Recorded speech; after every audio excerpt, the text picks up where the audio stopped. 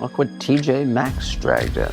The Devil Wears Prada 2 is now streaming on Disney Plus and Hulu. We are digital, we are downloadable, we are streamable. The fashion event of the year is certified fresh. Pull yourself together, we have work to do. Critics say it's smart and witty and the perfect sequel. That's all. Get runway ready for The Devil Wears Prada 2 on Disney Plus and Hulu. Rated PG-13. Suffering from dry, tired, irritated eyes? Don't let dry eyes win. Use Systane Pro. It hydrates, restores, and protects dry eyes for up to 12 hours. Systane Pro. Triple action dry eye relief. Your team just added its 67th AI tool, and also your 67th security blind spot. The good news? The Vanta agent works like a GRC engineer in the background, finding every app your team uses, scoring the risk, and drafting fixes for you. Vanta is the platform used by over 16,000 fast-moving companies like Ramp, Cursor, and Harvey, who are shaping the future with AI and staying ahead of AI risk. Get started at Vanta.com.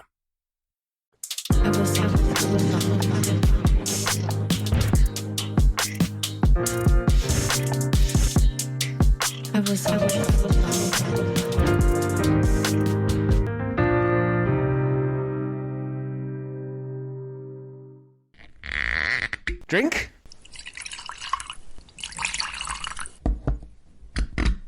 Now, shall we begin? Hello. Film Club is like buses on this podcast. Nothing for weeks, then 3 in a row. Yes, that's right, we got another film club coming up next, but today it's Zulu, the classic film directed by Cy Enfield and starring Michael Caine, Stanley Baker and Jack Hawkins. We discuss whether it's racist, Welsh, or just a damn good movie. Joining me today is Roger Moorhouse, historian and author, and in place of Tim again, it's Alec Marsh, Telegraph columnist, writer for The Spectator, and the author of historical thrillers. Coming next, Tim and I discuss Christopher Nolan's The Odyssey, starring Matt Damon and Anne Hathaway, so please do share with friends and family, and any generous ratings are kindly received. But that's enough of that. Let's head into the film club. Hello, and welcome to the second of our Zulu special, and this time it's the big one, Zulu, which is the Cy Enfield film, and we are welcoming back Roger Moorhouse. Hello, Roger, Ollie. welcome. Hello, Ollie. And Alec Marsh, the Telegraph columnist, who also writes thrillers, historical thrillers. Alec, you're in place of Tim Hewitt again, so thank you very much for filling in. Hi, Ollie. A pleasure to be here. And great stuff already. We've been getting that kind of... we're getting the Telegraph view on the British Empire here. And so today's episode, Zulu, I mean, it's a film that probably everyone... I don't know if it's been shown on terrestrial TV, because no one really watches terrestrial TV anymore. But it is a film that everyone on this conversation, and probably majority of listeners, have probably watched growing up regularly. To be fair, I hadn't seen it. I think I was I was familiar with it. I think I'd probably seen snippets. I might have seen, a couple of minutes of it on a Saturday afternoon when I was a kid, but I'd never actually sat and watched it through. Ah, no, that's very interesting, actually. Yeah. Alec, how many times have you seen it? I've seen bits of it dozens of times, but I probably watched it 5 times, maybe more. I don't know. I've definitely watched large chunks of it more than that, but from start to finish, probably only 3 or 4, about 5 times. Interesting. It's on. I noticed it's on ITV. If you go to ITV, they've got a kind of whole repository of films there. It lives there, and I wrote a piece about this for the Spectator a couple of years ago, and that was inspired by the fact that it'd been on Channel 4 over Christmas. So it still turns up at Christmas time on what that thing called terrestrial television that no people don't know about anymore. I'm a bit surprised it sort of turns up on terrestrial, particularly on like Channel 4, because it's not terribly PC, is it? I mean, well, Roger, that you say that, but I mean, let's not get ahead of ourselves. But I think the whole point about the film is that it was incredibly ahead of its time, and though the film, for example, contains racists, it is not a racist film. No, I wouldn't say that. Yeah, but just, I mean, it's the sort of film. I mean, I'm not saying that the so cancel culture is a logical thing. We know it's in many cases completely illogical. But it is the sort of film that I would be surprised would be aired today. And that's not criticizing the film at all. Yeah. Well, and I think there are reasons for that. One, I think, is what I just said. It's the film makes its judgment quite plain about racism and the bankruptcy of that concept. Yes, absolutely. And that belief system. Second of all, though it's a war film, it's a film that's about survival, not victory. Yeah. And I think that changes, and it's a film that takes disgust in the killing, because it's not, you don't go, it's like, it's actually pretty. I mean, my father did, admittedly, but he's gone now. But actually, it's yes, in a way, you're invested in the British characters in the film, and yes, you're delighted they survive in a weird way. But actually, the overwhelming sensation the film leaves you with is the disgust at the waste of the whole thing. Yeah. And so, therefore, I mean, I think that, along with some other curiosities at the heart of the film. So, the film is it makes lots of comments at the expense of British society. It's like a soap opera, right? That class system on show. So there's a lot in it that's quite not countercultural, but quite radical. And I think that's what's made it survive. As well as Michael Caine as well. Yeah, I think. Yeah, and it's like and very radical, for 1964 as well. Yeah, made absolutely. You're right. Yeah. Good. Well, yeah, it's interesting you say that, actually, because I was listening to another podcast where they were talking about this film, and one of the guests on it described this film as the most racist film he'd ever seen. And it's just not. It's like Alex said, it's not. No. Now, he used a few examples, and but I think I felt that he missed the point, because I think there was a really strong attempt, which I think succeeds, where there's a lot of respect for the Zulu nation and that kind of thing. Yeah. The 50th anniversary of the film, they did a screening, and Chief Buzalezi from South Africa attended the screening, and he, of course, served in the government of Nelson Mandela and Thabo Mbeki. And he made a comment, which I've forgotten the precise details, but essentially, look, we can't ignore the past. The bad things happened, but he obviously celebrated the film because he was in it. Yeah. Oh, yes. So okay. Yeah. Was he the chief in the film? Yeah. Was he? Yeah. He's the. Yeah. Okay. He plays Quechua. Yeah. Of course he was. He's his ancestor. Yeah. He's the king. Yeah. Because he's his grandfather, or great grandfather, or maternal great grandfather. Yeah. Right. Like it's. Yeah.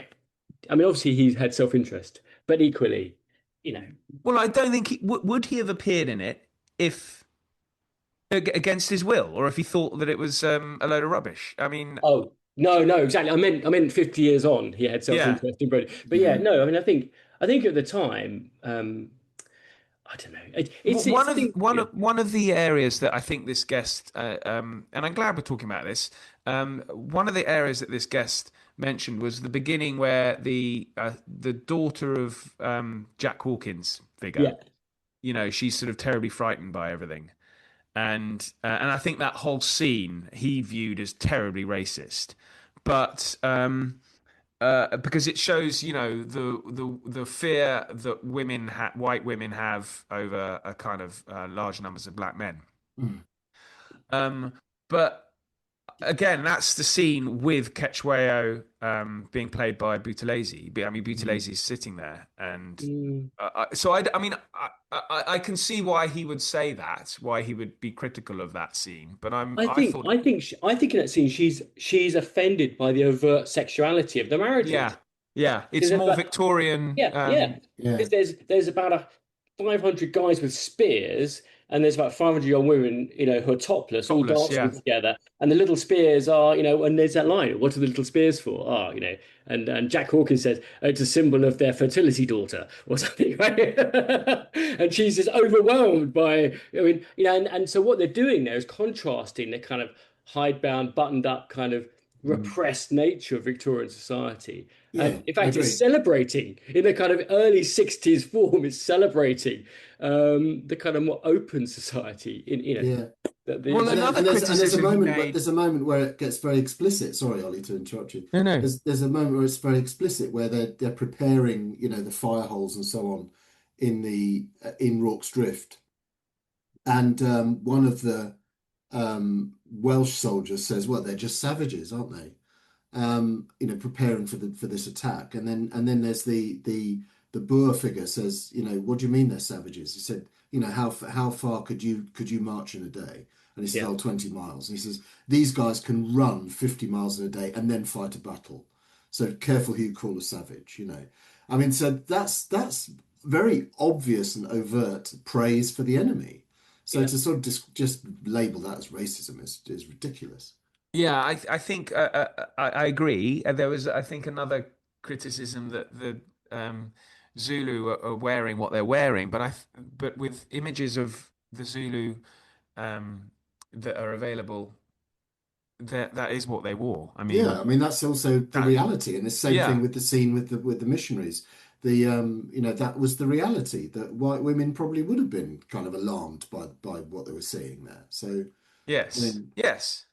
Yeah, so I think it's unfair, I and to describe it as the most racist film he'd ever seen, I think there are probably other films that are. I think that's a rather idiotic comment, to be honest. Yes. Well, anyway, luckily, our listeners are in the hands of three people who are really very aware of all this kind of thing. And so, right, so quick, I guess the plot. Yes. Very quickly. And bearing in mind, hopefully everyone's listened to Zulu Dawn, our takedown of that film. But that provides the historical context, which is, as I mentioned in the last episode, severely lacking in this case. Basically, you've got a kind of, it's a chapel with a farm and some cattle and a battalion of Welsh soldiers based there, or is it a company? It's not that many, is it? I think it's there. There's about 90 of them. So it's a company then. Yeah. A company of Welsh soldiers, and we'll talk about historical accuracy or not over that later. But they basically it's very similar to a sort of Western, really. They are set upon by a Zulu army of around 5,000, I think it is. And it's the story of them fighting off the Zulus to simply, as you say, Alex, survive. It's a film of survival, but it's probably very well known because it introduced Michael Caine. It unleashed Michael Caine into the world, and he looks gorgeous in it. He's absolutely brilliant, and what I love is that he's mentioned this. Michael Caine has mentioned this. He said that no Brit would have hired him to play an aristocrat, and it took an American to do that. And he plays the aristo just wonderfully. And and this is one of the secret bits of gold about the film, is you've got Caine. You've got both Caine and Baker kind of playing against type. Stanley Baker, the co-star and producer, playing against type, and that means they do it just differently. They're not standing up for themselves. They're playing the parts, exposing the cards nakedly, the parts for what they are. And so the way Caine tells the story in his memoir, one of his many memoirs he's written, is that Stanley Baker, who obviously the co-star and producing the movie, came to him in where he was acting one night in his dressing room. He said, "Look, I'm making this film called Zulu. I'd like you to come and be in it as a part for a Cockney character, and I think you'd be really good. Can you go and see the director tomorrow morning at this bar?" And so Michael Caine turns up at 10 o'clock next morning, walks in, and he describes seeing this tubby, slow-moving, slow-talking, middle-aged American, Cy Enfield. And he says to him, and Cy basically says, "I'm sorry, I've already cast the Cockney character." And is it Henry Booth plays, the character who plays Booth, no, Hawk. I should have done my homework. There's a character who gets the Victoria Cross at the end, who's the Cockney character, who's a hero, and it's Is he the one who's yeah, he basically is in the hospital and he saves everyone. Yeah, it's Hook. It's Hook. That's Hook. it. So Hook, Yeah. played by, I think the actor was called Henry Booth. Yeah, and James Booth James plays Booth, Henry Hook. and he was cast as the Cockney. And so Cy Enfield sends Caine away, and Caine writes in his memoir that there was a very long bar in the room, and they had like a 2 second exchange. Then Caine walks out, and he said that it took him a long while to get out, and suddenly he hears the word Michael, and he turns round, and the guy says, "Look, the Cockney character's gone, but you don't really look like a Cockney. You're tall, blonde, good looking. You could be the officer."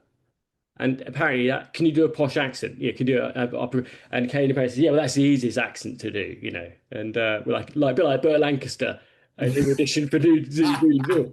I think that's him being very modest, because I don't think it is easy to do an accent like that, and he pulls it off beautifully. I don't think he slips up once. Yeah. It's what they say about actually, if you're trying to act drunk, then you try and pretend to be as sober as possible. And Caine does his upper crust Englishman like someone trying to behave drunk in a way. He does it so deliberately. It's brilliant. Yeah. Anyway, but yeah, apparently that's how it happened. And of course, he says it's the job that changed his life. But he'd worked with Stanley Baker before, and anyway. So in the theatre? I think so, or maybe I don't know. He's introduced in this, isn't he? Yeah, he produced it. So this was his baby. He hawked this round, and then got Cy Enfield involved, and they wrote it together, or worked on it together.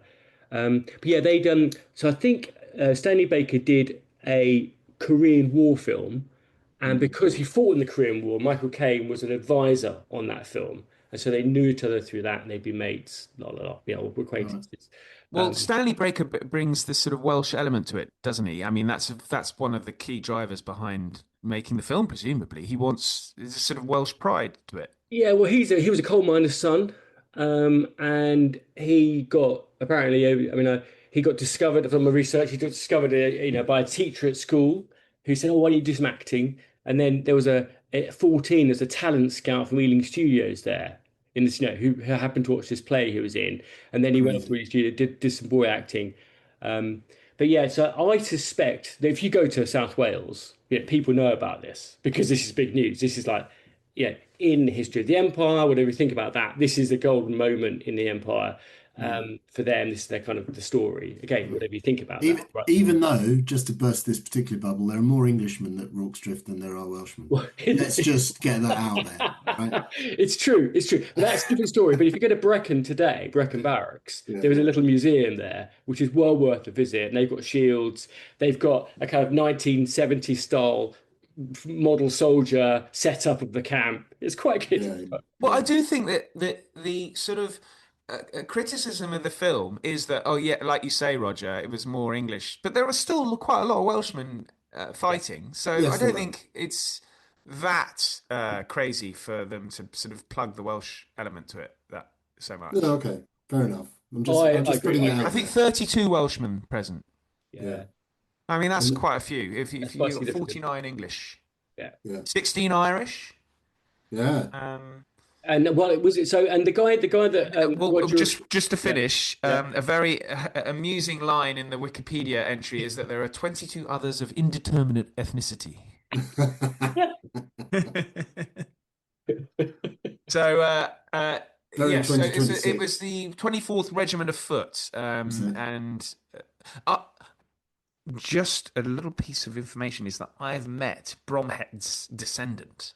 No. Who was a general in the army in the early 90s, went to stay with him in Berlin when my dad took me to Berlin to show me around Berlin post the wall coming down. We stayed with General Bromhead, and he had a wonderful painting of Rorke's Drift in his house. Yeah, that's great. Very cool. So, I mean, just to clarify, so the central character drama of this film is obviously that interplay between Stanley Baker's character and Michael Caine's character, who are Chard and Bromhead. Chard being the man who's worked his way up through the ranks, and Bromhead, has he come up through the ranks? Yes, I think he had, and the aristocrat Caine. And he's an engineer. He's a member of the Royal Engineer. So he's not even a proper infantry or line officer or whatever. Yeah. So that's the sort of central drama, the central tension in the film, isn't it? Which I think plays itself out beautifully, and it has all of that.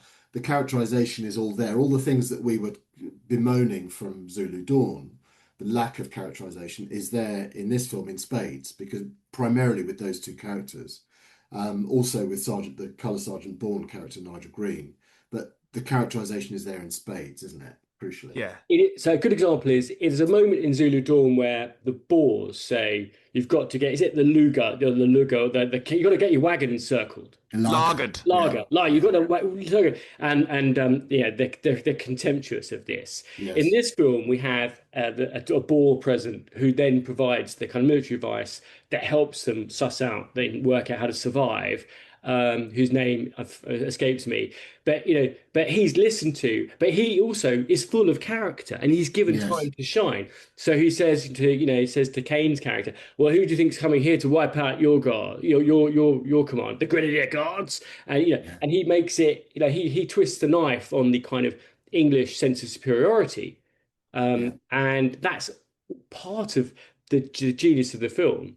Is that there's a lot of conflict. Then you've got the missionary played by Jack Hawkins, who is just he's so good. He's brilliant, isn't he? And his daughter. So you've got lots of dynamics, and then of course they invest in other characters, like genuinely invest in the Hook character, in the surgeon, in the surgeon, Patrick McGee, wonderful. And the guys who go around, handing out the bullets, the commissars, And so you feel like you know about 10 to 15 people. Yeah, even the Swiss guy who's wounded in the...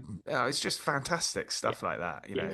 No, it's really well done. It's I mean, such a sort of Saturday afternoon film. I mean, much more so than I think Zulu Dawn. It's so much better than Zulu Dawn. I think the moment that when Bromhead arrives with is it a cheetah or a leopard? He's just shot. The leopard, I think, or cheetah.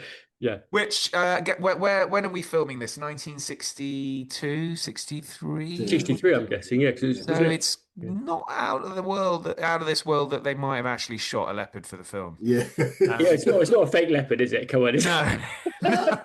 And you don't just find them lying around, I assume. No. I think it was only a year or two before that Prince Philip, who was then the Duke of Edinburgh, was then the head of the World Wildlife Fund, had shot a tiger in India in 1960, which he did get in trouble for. Okay. But he was my grandfather in the interwar period, and was wounded in the First World War very seriously, and at least this is the excuse I'm giving him. Spent much of the 1920s and 30s murdering wildlife in Africa, and so we had in the loo at home growing up, we had a lion's tail. As the sort of thing to pull to turn the light on. That was a light switch, not the chain on the loo. Yeah. No, not quite. It was a sort of slightly more modern loo. We were living in a terraced house in Clapham Junction. But yes, there was I think one member of our family has the elephant's foot, which is a footstool. Wow. And then, there are photographs of him sitting on rhinoceri and things like that. Yes. All well, very different times. I mean, interestingly, times. Alec, you mentioned Prince Philip, and I did read a thing that said that Michael Caine obviously had to play an aristocrat, which he wasn't, but his model for the aristocrat Bromhead was basically Prince Philip. So he said very often he's walking around with his arms behind his back, sort of arms crossed behind his back, and he said, "Like this is what aristocrats do, because they never have to open a door and they never have to sort of deal with people or do. They just walk around with their arms behind their backs because they don't have to do anything. They have people to do stuff, right? And if you actually watch it back, that is what he does a lot of the time. He's got his arms behind his back, and it's a very, very imperious tone. Well, when he arrives, he modeled it on Prince Philip. That's fascinating. He confuses Chard as a sort of private soldier originally, doesn't he? Which I'm sure is used by Bernard Cornwell through much of his novels, when Sharp is always sort of topless, sharpening, looking at his bayonet or something. Posh officers always confuse him for a private soldier. Yeah, and there's that lovely moment where Chard is basically, I think he's washing his kit or something. And Brom says, I'll get my man to help you. And he says, oh, thank you very much, sir. He says, well, don't worry. It's nothing. I wouldn't do it. Like, I'm not going to do it myself. Yeah. I'm not doing it myself. Yeah, he gets that so right. It's full of zingers. The film is it is. Zingers. It's a good film, and it's so it's got, but it's also like it's got that music. I know it might be early to bring the music in, but I think it's so good, and really, I mean, again, an area where Zulu Dawn failed dismally. Yes, the score in this is stunning. Yes, and I mean, I wrote in the Spectator about, and I said that it's the sort of music that could have adorned a John Ford Western, and actually the film is written much more like a Western. It is a Western. Yeah, it is a Western. Because you start off with the characters. You got, as you said, you got the posh officer coming down the hill, having just shot a real life big cat. He then mistakes some guy toiling in the water for some pleb he can boss about, and then discovers, oh, look at that, he's an officer. Oh, look, he's bossing my men around. I don't really like that very much. Have a squabble, and then he sort of toddles back, and there's a drunk missionary and a couple of thousand guys coming to kill you. I love the row they have about. Yeah. Well, it's not really a row when they find out who's commissioned first. Yes, that's lovely. That's quite beautiful. Scene. Yes, it's beautifully done. And the way the Caine puts his fingers over the edge of the cart and says, "Don't tell me. I suppose you've got seniority." Yeah, acting like a judge who's trying not to sound drunk. Yeah, it's fantastic. No, it's lovely. It's beautifully done, and that is the core of the film, and that's what drives you along. That's what gets you invested, and that's what everything that was missing from Zulu Dawn. Yeah, and I think Jack Hawkins, we mentioned him. His voice. This is before throat cancer has taken his cords away. I'm not sure if it is. I think it might have already happened. I'm not sure. But because his voice in it is the sort of the Hawkins of, the League of Gentlemen, isn't it? Yeah, it's good. Because in Waterloo, his voice has gone by then, hasn't it? Yeah. So you think? I'm not sure. I thought it had gone, but sounds very much like him. But I'm prepared to. I'm sure. I don't know is the answer. I didn't check it. I know. I think it says he was only diagnosed in December 65. So. Oh right. Yeah. Perfect. Okay. Yeah. So his larynx was removed in January 66. Bloody hell! Yeah. I mean, it's terrible since his voice was almost, part of his so key to him. Anyway, he is wonderful. We haven't mentioned color. Well, we have mentioned him, but we need to give him some time. Colour Sergeant Bourne. Yes. Yeah, Nigel Green. Brilliant character. Only about 5 years older than Michael Caine, but he seems ancient in the film compared. He does. But he's given so many good lines, isn't he? Yes. I mean, all these guys are dying very young. Stanley Baker, Nigel Green dies at 47. Yeah. Yes. Yeah. And of course, he's with Caine again in the Ipcress file. Yes. Where he's anyway, yeah. But interestingly, the real Colour Sergeant Bourne got promoted and eventually died as a lieutenant colonel. And he was at the age of 90 in 1945. Which is quite something. He was the oldest survivor from Rock's Drift, apparently. Oh, right. Yeah, when he died. Yeah. Interesting. I mean, it's very sad about Gonville Bromhead, who I think died in sort of rather sad circumstances at the age of 45. And I think Chard got promotion all the way up to colonel, I think. But again, I think he died 49, I think, when Chard died. And Nigel Green...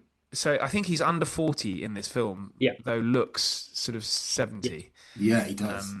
We haven't mentioned Richard Burton, so Stanley Baker's old mate, who is fantastic in the beginning and the narrator at the beginning and the end.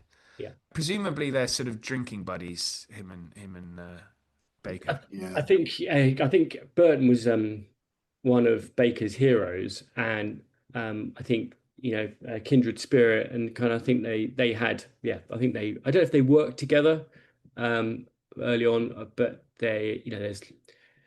And Michael Caine, whilst I think he certainly enjoyed himself during the 60s, he always seemed to me as like a professional, would never allow it to sort of allow boozing to destroy his career, like many others, I suppose.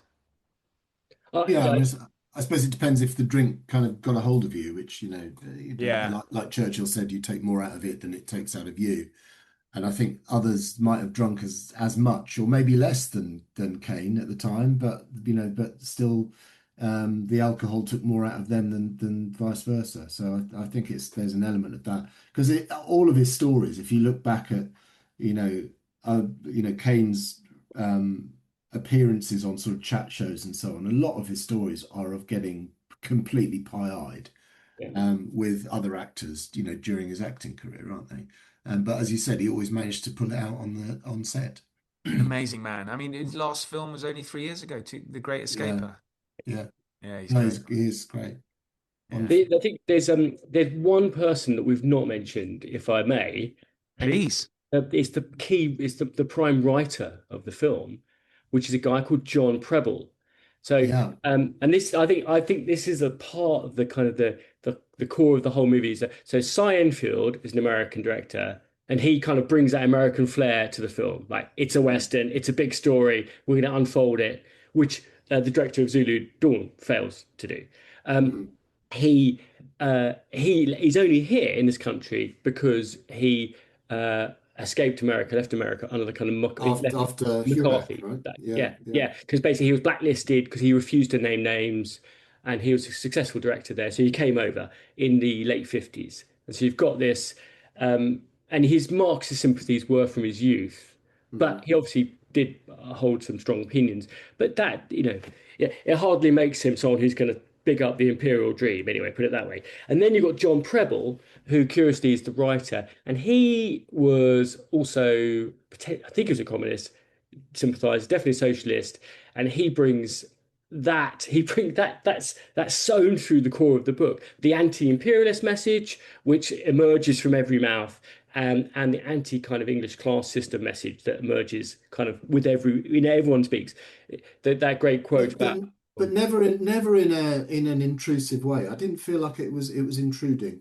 No, it's laced through it. It's laced through it. Yeah. And I mean, of course, There's a sort of element of Kipling. Sorry to interrupt you there, Alec, but why are we here? Because why us? Because we're here, boy. Yeah. I mean, there's a huge amount of pathos for the British soldier as well. I think. Yeah. Which I think if you got a kind of equivalent of the left nowadays, that certainly wouldn't be there. No, right? it would be much more preachy and much more intrusive. I mean, I completely take your point, Alec, but I felt like the messaging, the sort of political messaging, was much more obvious in Zulu Dawn than it is in Zulu, honestly.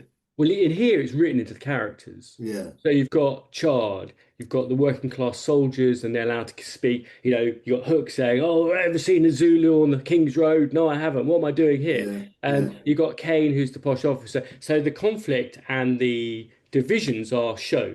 Yes. And so you're right. I mean, the kind of anti-imperialist stuff emerges from the Boer saying, "Come, what are you guys doing here?" The missionaries are obviously anti-imperialist. Yeah. But anyway, John Preble. And there's an anti-war element with the surgeon, isn't it? At one stage, he's sort of butchers or something like that. Yeah, you're all butchers, aren't you? But John Preble rewrote it, and he also, I think, had a great grandmother who was a Native American, and he'd been to America, and anyway, he's this English socialist writer who wrote fiction. Scottish. Is he Scots? Oh, okay. Yeah, no, he wrote his history output was all to do with Scotland. So it was like he wrote a book about the Highland clearances, something. I think he wrote a book about the Darien scheme as well. So yes, very very Scottish in his output as a historian. Yeah, fascinating. Yeah. So I think that's part of the genius of the film, along with Stanley Baker. Yeah. It's like you've got all these people coming together to make a film which could be the most racist and awful and cancelable film of all time. And to some people it is, I suppose. Yeah, but somehow still isn't. But it isn't. No, I agree. I agree. No, you're right. I think it's hugely kind of respectful. I mean, literally, the Boer in it says how how good the Zulu are, and when he does the brilliant any film where you've got a guy drawing in the sand showing what the tactics are going to be, I love. I'm kind of all the way in there. Love that. And he's able to explain what they're doing. Oh, why are they sort of? What are they're showing their respect to you or something. But I think the immediate reaction that the British soldiers have is that they are. Caine says they're taunting us. They're taunting us. I think is what he says. Yeah. I mean, but I think if again, it's something that Zulu Dawn I think is more guilty of because it had the Zulu experience already. I would have liked to have seen a little bit more of the Zulu generals. Just again, the sort of thinking behind the attack on Rorke's Drift. Yeah. But absolutely. But with Zulu, you do at least get the Zulu perspective, albeit for a fraction of the time than if the film were made now. But which is completely, really, almost absent entirely from Zulu Dawn. But you do get the kind of the scenes where the generals are obviously disposing of their forces from the hillside, and you do get some Zulu perspective on it. Well, you actually see the generals, don't you? Like there are three of them standing there, and they're kind of But again, this is a film made in 1963. It's not a film made in 2030, and it would be one of the most audacious remakes in history. But it would be a different film, a very different, a vastly better film, more revenant, I think, than people falling over, clutching their chest with no blood. Okay, well, I think we're going to have to hurry up because Roger's battery is fading. So that was supposed to be a secret message to you, Ollie. I know you have no secrets on this. No secrets Roger, here. So we'll do our awards then. Right, best performance. Well, it's got to be Michael Caine. It's got to be Caine. Has to be Caine, and he was so good. Colour Sergeant Bourne. Well, I think Bourne as a supporting actor, if you want to do a Jack Hawkins category. Again, support. I think. Well, actually, I'll come to Jack Hawkins. Stanley Baker isn't as colourful as Caine, but he makes Caine shine, and he does. That's true. And so together, it's got to be Caine. But in a weird way, I'd almost choose them both. As a double act. Well, my only criticism of Baker is there is a scene where he gets wounded, or gets a little bit of a scratch, and I think he slightly overacts there. There's sort of a lot of rolling around and looking, like sort of anguished, a bit OTT, I thought. Yeah. So maybe he will win an award. Don't worry, but it won't be one he was after. So so we'll go with Michael Caine, Jack Hawkins, or Colour Sergeant Bourne. I think Colour Sergeant Bourne stole the show. He's had so many good lines. His dealing with the sort of the younger soldiers. There's that wonderful scene where they're all lining up waiting for the Zulu to attack, and he's sort of walking down the line very calmly, saying, choose a target, basically giving this instruction over and over and over, and then he comes up behind one of them and he says, "Do your tuning up, lad. Who do you think you are?" It's wonderful. Absolutely wonderful. Nothing's wasted, and also just the kind of tiny eye movements.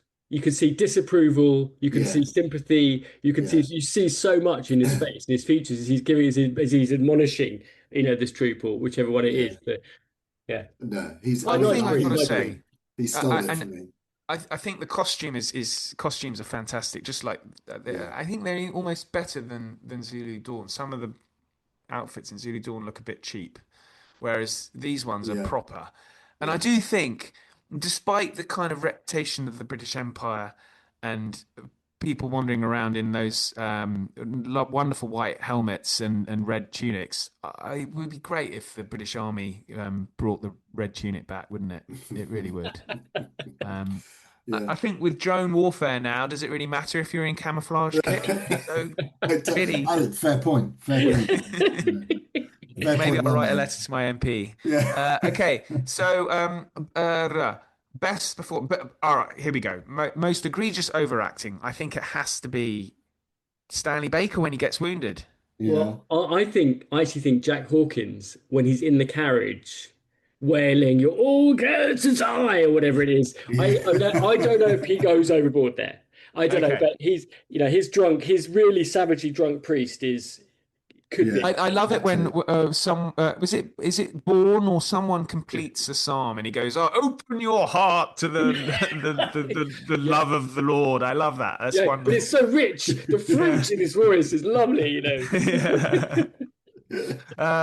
Okay, then biggest plot flaw. Well, I don't. I was the cattle. They're kind of hanging around there, and then are the cattle Well, the moment where one of the Welshmen goes out and he leaves the gate open, doesn't he? And it just happens to be that's the moment. But you do see him leaving the gate open. Right. Okay. So there is an excuse for it, but it's a bit random. The fire. I didn't know how they set fire to the roof. Did they have a lighter or? They torches, maybe, I don't know, or guns. Was it a spark of the guns? I think. Yeah. Good point. Yeah, like could have been any of those things, really. Yeah. Okay. Historical inaccuracy. So we're racing through this. Well, there are a few. There are a few. Right. Roger, take it away. I've only got one, Roger. Men of Harlech. The Welsh thing. I mean, the Welsh thing is a little bit overblown. I know we're throwing a bone to the Welsh, but and at the time, I think I read this. At the time, the 24th. Was it 24th Regiment was Regiment of Foot is a Warwickshire regiment, and it's not yet. It subsequently becomes, I think, the South Wales Borderers. So it had Welshmen in it, but it's not predominantly Welsh at this point. So that whole thing, the sing off and the Men of Harlech. I love listening to the Men of Harlech. I think it's absolutely wonderful. Did they sing Men of Harlech at the ramparts like that? No, they didn't. No. I think if they didn't sing Men of Harlech at the ramparts, then that is a disappointing thing to discover. Yeah. But it's not the worst. It's not the worst historical accuracy the cinema has given us, is it? No, I mean, there's U571 for one thing. So I mean, no, I agree. But so that element, the Welsh element, obviously been ramped up. I mean, fair enough. But it is interweaved into the plot because you got that Welsh singer who all he can go on about is whether anyone's a good tenor or whatever. Good singer. So they've got some very good beasts. When Tim and I went to our school, we had to stand up in front of all the older boys and sing Men of Harlech when we did you in the first day or two of arriving. Goodness, was that some sort of hazing character? Yeah. Right. Okay, but there is one other inaccuracy that should be.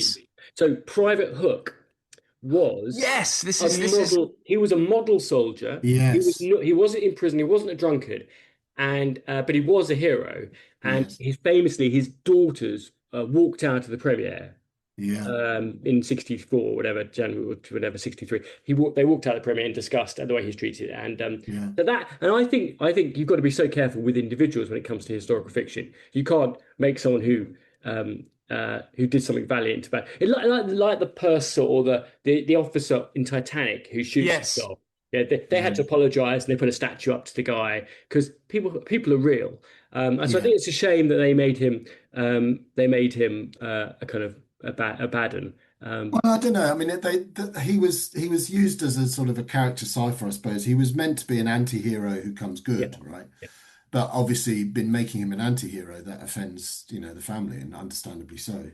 So you can see what they were trying to do in terms of a plot arc that they wanted to have. Even the wrong uns can, when the chips are down, they will do the right thing. That's the message. That's what he's supposed to tell us. But I completely see that this is a problem for the family, and he's a real character, and he does tell us that. And that's think about the interaction he has where I know your battery's running out, but he's got the where the sergeant who's put him on punishment or whatever. That's why he's in the he's dying and he drags him out. All the amount of effort invested in the script to develop those relationships. To develop that, and it's so real. It's like it's a bit like when you're watching Jaws and they're bickering about the radio in Jaws and they're all about to die because there's a huge shark going to come and eat them, but they're bickering about something else. Or like the singing. I mean, I think it's there's quite a lot of parallels. Anyway. Yeah. He is fantastic. Okay, so The disciplined volley fire presumably was key in Rorke's Drift. I assume. Yeah. No? No, was it not? I mean, yeah, that is one of my favourite scenes actually. When they just, yes, the discipline of the thin red line again. If you were like front rank, rear rank, that bit. Yeah, I mean, it's just disgusting. I mean, they kill so many. It's awful. Yeah, but you watch that and you're omdurman. You're all these encounters that took place over, approximately 80 years between two sides, one with devastating technological advantage. I mean, it's sickening. But it is fascinating. We remember all the sort of defeats, really, don't we? I mean, there's the Charge of the Light Brigade. There's Gandamak and all that. The retreat from Kabul. All these things are sort of more present, I suppose, in our memory than some of the victories that. Yeah, I think that's true. Yeah, I mean, although Rorke's Drift's, it's not really a victory, is it? It's part of a wider defeat, which then is part of a wider victory. It's more like D-Day, isn't it? Not D-Day, Dunkirk. Dunkirk. It's survival. It's a story of survival. Yeah. Against all the odds. Yeah. Right, Tarantino remaking Zulu. I wonder if we've kind of. I don't know. I think he would struggle to remake. I think he'd be quite happy. I don't think he'd make it better. Honestly, I wouldn't like to see it. I wouldn't like to see it. No. I think the characterization was brilliant. He wouldn't really add anything there. I don't think it'd be aired on terrestrial television either. No, it wouldn't have the cultural impact that it has. And definitely not. Yeah, but I mean, because he always talks about there are some films that he just cannot be remade, and I think Zulu is one of them. Yeah, I agree. Yeah. Well, certainly not by him. I mean, I think, you could remake. I mean, it would be lovely to see some of these periods of the past addressed in cinema today, if someone's got the courage to do it. It'd be good. What would be good is with AI could be quite clever here. Is if you could make Zulu, but from the point of view of the Zulus. Yeah. And then you just see Michael Caine and Stanley Baker sort of in the compound, from a distance. Because that is what's missing is that we don't get even though it's slightly better than Zulu Dawn, where it's where it's minimal, we don't really get the Zulu perspective on it. Because we only get it. We only read it through the eyes of the white and European characters. Because it was a bit of a bugger up by the Zulu, the Rorke's Drift. I think they just got a bit fixated on it in the end, didn't they? After their great victory at Zendwana, I think one of the generals was sort of a bit disappointed to have missed out on Zendwana, and so Rorke's Drift became lost more men than he should have. Right, finally, Roger, we can. At what % are we at your battery? Oh, we're good. We're good. Oh, good. So we can talk about who won the film. Well, really, Michael Caine. Michael Caine. So much so that he's had a quote attributed to him that, of course, he doesn't say. And why has that come from? I don't understand. Where did "stop throwing those bloody spears at me" come from? Is that not? Is it the Fast Show or something? Yeah, Fast Show, exactly. Yeah. I don't know. I think it's before that, isn't it? Wonderful. I was surprised that it didn't actually use that. What about was it from Stella Street? They had the character in Stella Street who used to play sort of a pastiche of Michael Caine. So it might have been from there. I don't know. But I think Caine and Rob Brydon, apparently. Oh, is that right? Rob Brydon. Okay. Because I felt like it was throughout the 80s. Maybe I've just sort of back projected that, and it's only introduced in the 90s then. Yeah.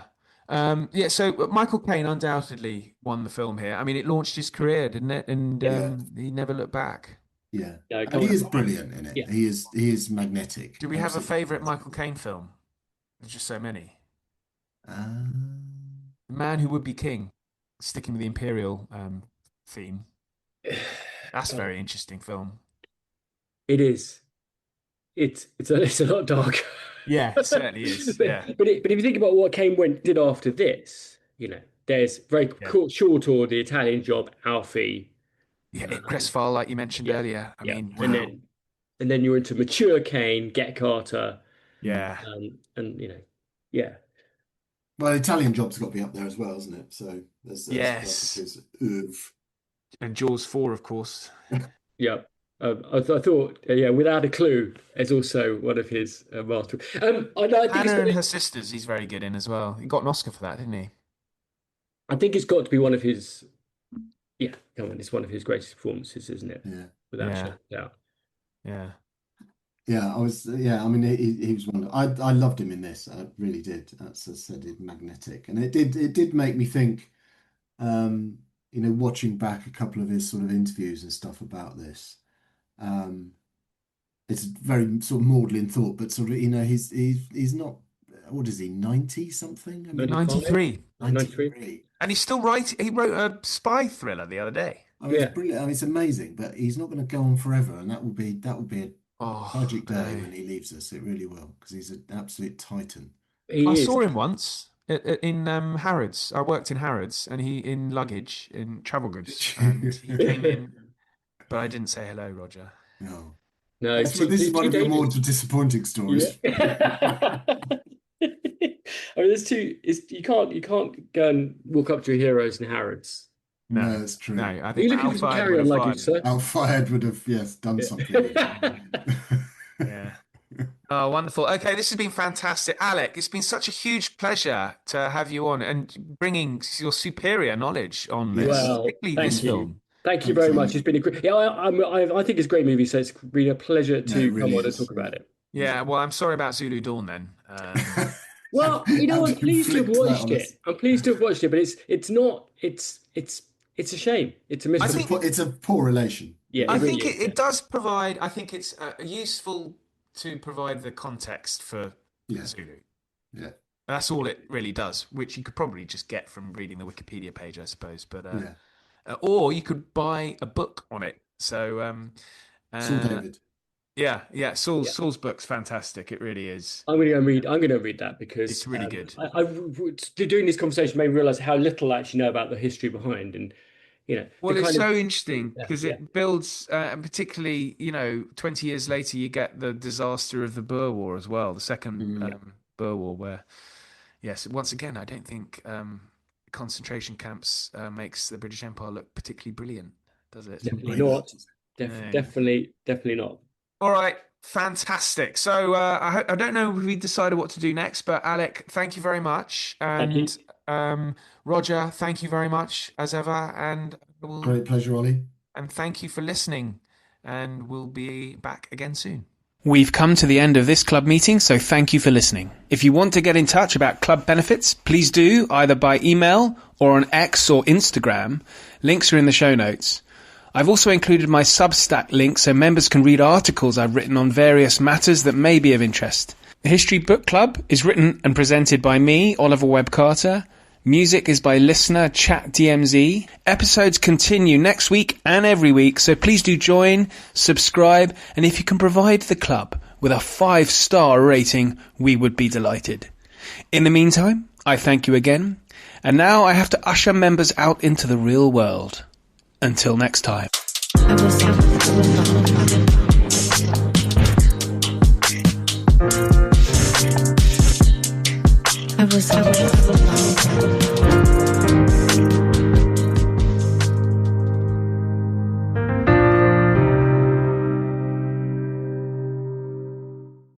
Hello? Look what TJ Maxx dragged in.